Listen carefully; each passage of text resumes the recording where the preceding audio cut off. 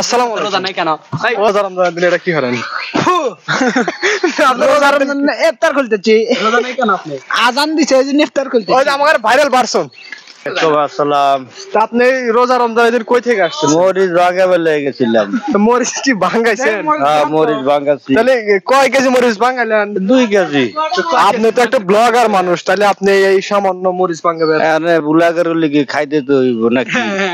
তাহলে এই কত টাকা দিয়ে ভাঙাইলেন? তাও তো 70 টাকা দিয়া। তাহলে একটু দেখান যাবে আমাদের? অবশ্যই অবশ্যই অবশ্যই দেখান একটু। অবশ্যই অবশ্যই। লাল লাল মরিচ। মরে যেত সেন ভালো কা। মরিচ তো সেই ধন্যবাদ।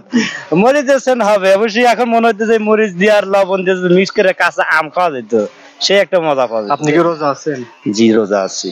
কয়টা রোজা রেখেছেন? আমি ইনশাল্লাহ সবগুলো রেখেছি। আপনার পেজ নিয়ে কিছু বলেন। আমার পেজ গুলো নিয়ে আমি পেজ নিয়ে আর কি বলবো, আমার পেজের নাম ডায়মন্ড রানা।